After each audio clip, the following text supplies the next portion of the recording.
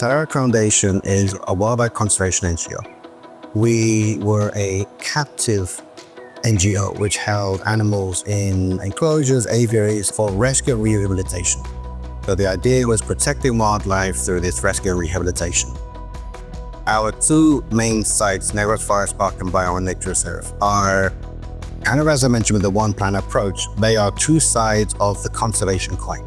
So in the West Visayas Park, we have our captive breeding programs for our focal species, these endemic and threatened species to the region.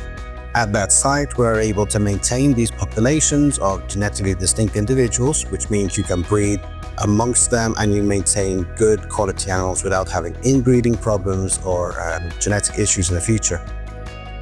What we also do at that site is we are able to then have it as a traditional zoo.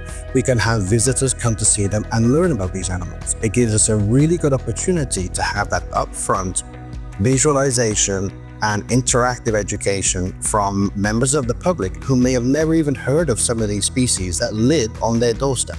And when they leave the park, we hope that they go away with a sense of understanding, a sense of pride about the species that inhabit the islands that they live in, and a sense of desire to see these animals come back.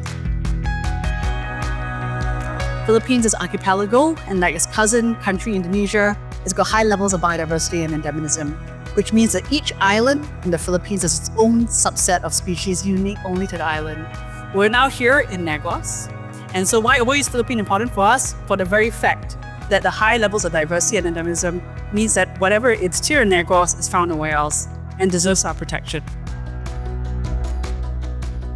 One of the major reasons why we should establish a nature reserve and why we put all this effort and funding into the bio-nature reserve is because, unfortunately, in the Philippines, and especially here in Negros, the natural forest and natural habitats of the island are severely depleted. There are efforts ongoing, there are lots of NGOs and even individuals trying to help restore these habitats and restore this wildlife, but there's a lot of pressure to expand human areas, expand agricultural areas, and the wildlife suffers.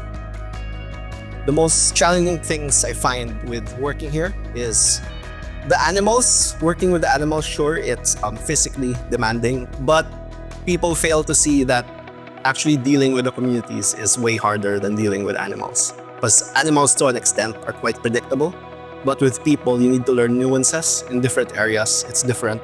A lot of our conservation work here relies heavily on our cooperation of the communities around us. It's for the new generation, mostly. Like, I want the new generation to still know about these animals. We also see it as a really important thing to train up the next generations of conservationists. So we normally take people who have just finished uni, master's degree, and then give them real-world experience doing actual conservation. Talarak Foundation is eternally grateful for our partnership with Mandai Wildlife Group and the Mandai Nature arm of it as well. Not only are we getting much needed funding from Mandai for our conservation efforts, but we have swathes of advisory assistance from experts in many different taxa, from conservation experts. We are getting technical training. I've been able to send several of my personnel from the Talarak Foundation to do development and mentorship training in Mandai. Yes, there is a field for conservation. There is a space for conservation in the Philippines, and this is happening right now here in the reserve.